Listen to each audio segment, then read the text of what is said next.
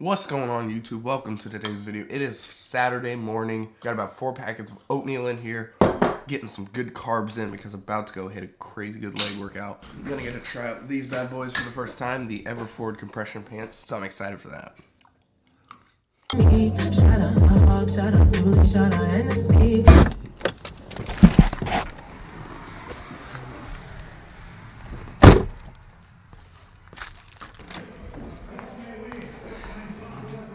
Alright, so I'm just gonna go ahead and walk you through like today's leg workout, and I'll talk about it while the clips are on the screen. So first, starting off with some leg extensions. Alright, so started off with some leg extensions. Now I was really just kind of trying to warm up the knees and everything with the leg extensions, doing a lot of just warm up type weight and reps. So a little bit higher on the reps, a little bit lower on the weight, just trying to get a good warm up the knees before I really did anything else, because sometimes if my knees aren't warm and I go to do lunges, then my knees start to hurt. So I was like, all right, I'll just warm up some knees before we do it. Now, after the leg extensions, I believe I did some lunges.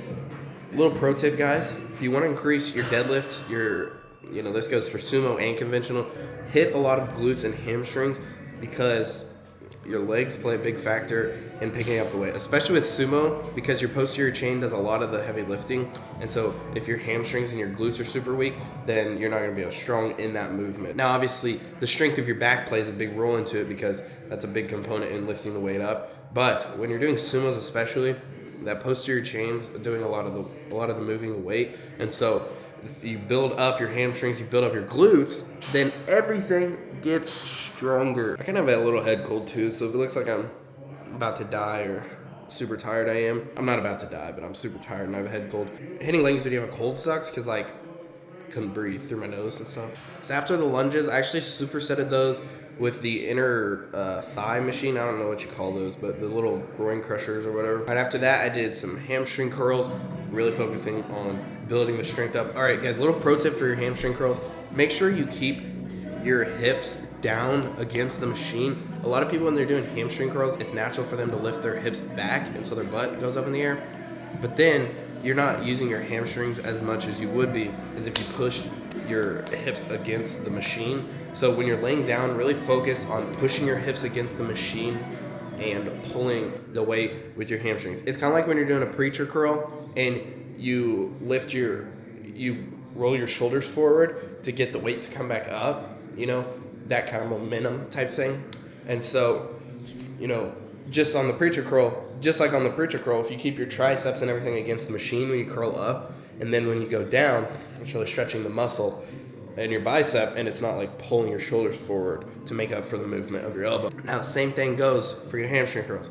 If you lay on your stomach and you do the hamstring curls, and then you lift your waist up and back, then you're going to be using more momentum and less hamstring. So we're really trying to focus on keeping the hips forward and really curling that freaking hamstring until it contracts and rips. And then you lower the weight back down. Now, after this, I did a little bit of heel elevated squats. I did these on the bench. This is the first time I've actually done them like this, not the bench, the box. And so when I did them, I was like putting my heels up and, squat down just to where my butt touched, and then, you can go back up. And so you're not actually sitting down on the box. It's just a reference point so you know that you've gone low enough. And also with your heels elevated, you're really going to be using a lot of quads. I did 30 reps, and by like 15, 16, 20, my quads started burning pretty good. So I really liked those. First time I've done them like that, but really just trying to, get some endurance work on the quads. After this, I did just some regular old calf raises. Didn't record that because I'm sure you know how to do those and you've seen those before. But yeah, that's the workout, guys. Again, though, if you really want to increase that sumo deadlift or increase that deadlift in general, really focus on hitting some glutes, hitting some hamstrings. All right, I'm going to do some cardio now. Ooh, so my legs were fatigued as heck before that, but now they're even more fatigued. That kind of sucks. Never doing that again. I'm joking. Let's go, guys. I got to go home. Got to get some food. Alright, guys, so a little disclaimer before you watch this next part. Caleb is an EMT and he's part of the ice rescue team, and so we were being super smart about actually going onto the ice before we did. We made sure that it was thick enough. It was 7 inches thick. It needs to be at least 3 inches thick to go on. So we're good with the thickness. Now, don't get the idea that because we went on ice that it's a good idea for you to go on the ice. if you live in an area that has maybe a frozen pond or something, probably a good habit to not go on it. Deepest the pond gets is like 3 or 4 feet in certain parts, and so it really wasn't dangerous at all. And we were being very careful and making sure not to go anywhere that would be unsafe. So that's a little disclaimer before you view this next part. All right, so we are out here ice fishing. Don't worry though, ice is like 7 inches thick, so it's not gonna break on us. Oh shit! I think I broke my leg.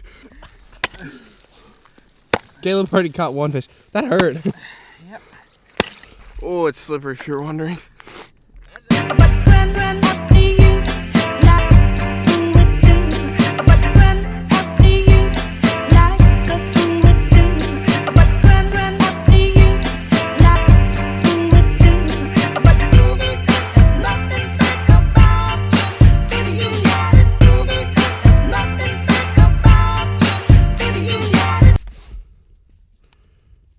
Come on, Duchess.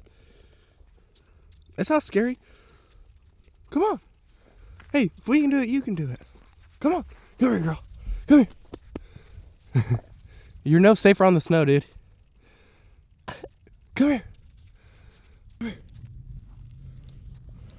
Come on.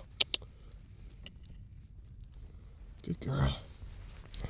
Good girl. I'm trying to get a good picture, but every time that I set the camera down, put it on a timer, and try to go get in the shot, I freaking fall because I'm trying to run on ice.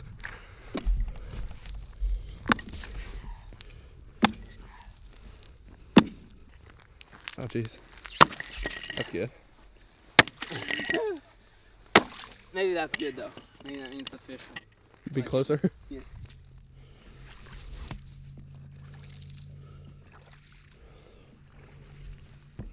If I owned a pair of ice skates, you can bet that I'd be using them right about now.